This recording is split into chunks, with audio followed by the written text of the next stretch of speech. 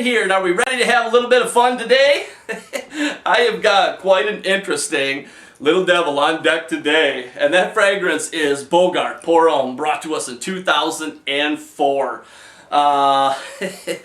This fragrance just tickles me. She is something else. But as for the house that this comes from, it comes from Jacques Bogart, and the perfumers behind this are Norbert Bajau and Maurice Roussel, who we all know for New Harlem and Musk Ravageur. Now, I first stumbled across this fragrance way back at the beginning of my fragrance journey.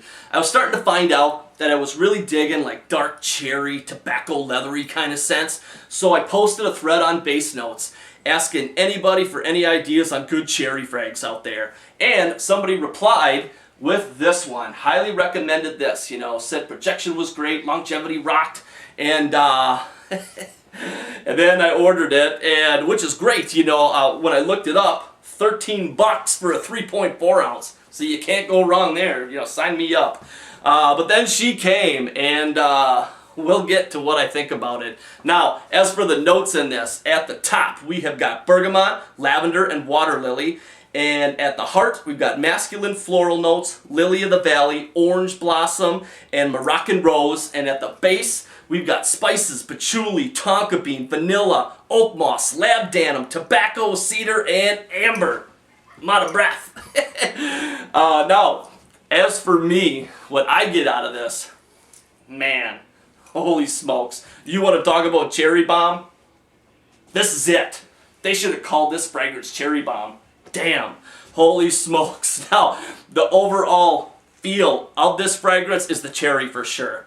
That's loud, dominant, in your face. But it's a powdery, cherry, floral, touch of green, touch of tobacco, with vanilla at the base there, a soft vanilla. But overall, what you're going to get hit with is a powdery, cherry, floral blast. Man, holy smokes. And she is a happy little scent. She is just like cherry gum, or it's very candy-like, a little too happy for me. It almost, to me, seems too feminine, like something maybe a high school or a teenage girl back in the 50s would have loved or something. Something about this just seems kind of synthetic and kind of a wreck to me. It just seems kind of cheap, not something that I like whatsoever. Now, that first hour or two, damn, she is loud, she is in your face. Holy smokes. So projection at first is a monster. Totally. But after a couple of hours, she does die down and just becomes average, no longer being that beast that it once was. It definitely becomes a lot more tolerable. And as far as longevity, I will give it that. 10 hours plus, and this one just keeps going. And it pretty much remains that same scent from top to bottom. Except for at first, it's really loud, but all them notes evenly just calm down and get a little bit softer, and it just remains a powdery, cherry, tobacco, floral kind of scent. You can also pick up a hint of the green lavender in there if you're looking for it, but if you're not, you're just going to get a flippin' cherry blast right in your face. This fragrance is a little too sweet and a little too happy for me. They needed to darken this thing up with some raw vetiver or something, Give it some balls. Put some hair on its chest, for Christ's sakes. This one is not for me. Too sweet. Too sweet. Another thing though, the sprayer on this bottle. Sprayer rocks for sure. I mean, I've only come across another sprayer that outdoes this one, and that's Creed. But this one you can, in one spray you can go all the way down your whole flipping arm. So that's great. They did a good job with that. As far as reviews in the community goes though, on Fragrantica, we got 1 love, this one.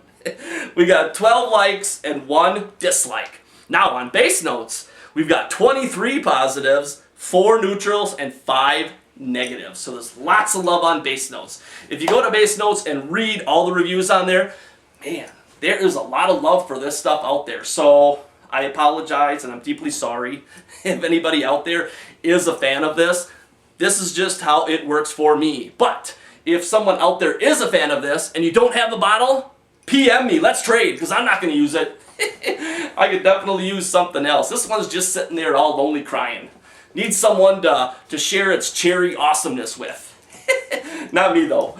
Definitely not. Now, as far as the women at work go, this one, I haven't worn this to work. I am going off of a work picnic that we had way long time ago. Back when I first wore this, when I first got it, I wore it to a work picnic.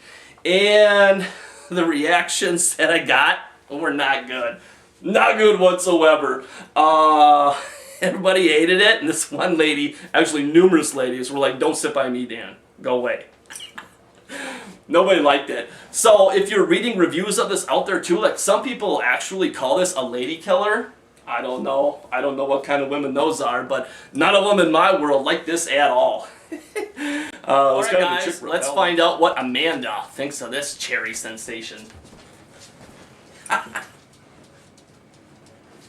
Yeah. Definitely the cherry. You can definitely smell that. Yeah, there's no cherry in there. I don't know what's doing that, like the amber, the orange blossom mixed or something. Probably, yeah. But damn, man, it is cherry in your face. It is. Very strong. It's powdery. Yeah. Yeah, it definitely has a powder smell. But it does. You've got that blast of some kind of fruity something in there, and it does smell like a cherry. It smells like Mary Cheeto cherry stuff. Yeah, like straight up cherry juice. Yeah. Yeah. It's a little happy little fragrance. All we gotta do is get some 7-Up. There we go. Woo. I know. Kitty cocktail. You can spill some 7-Up on my arm and smell like kitty cocktail. There you go. So. Does it seem masculine to you at all? Or Not really. No? No. Yeah, a lot of people out there like called this masculine. To me, it seems like something a little girl would like. I don't know. Teenager. Maybe. But then it does have a touch of tobacco there, but still. Yeah, it's got more of that fruity blast in it. Yeah. So I don't know, that is the initial smell along with the powder. That's what I get out of it. So I don't really see it being too masculine. Maybe it just depends on the place. The person too, you know, everybody's different, of course. Right. So here I am making fun of this fragrance, and somebody out there probably looking at this video right now going, "You fucking prick."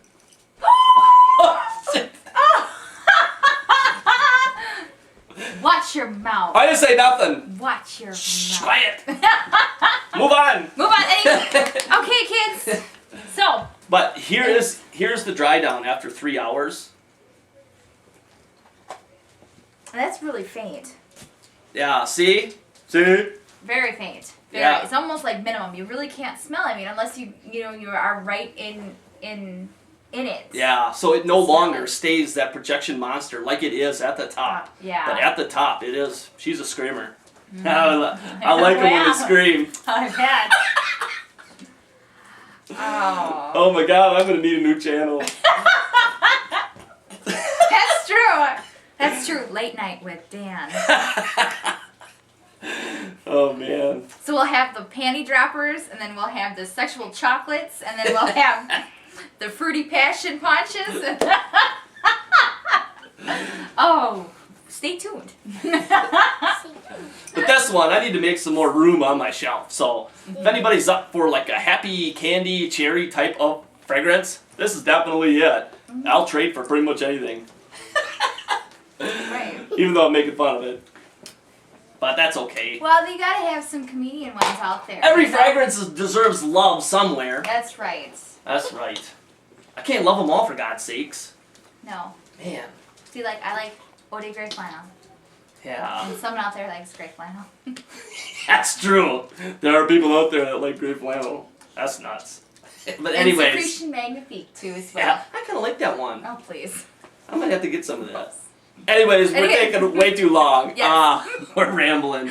Oh, but you guys, thanks for watching. Take care, and we'll see you soon. Bye.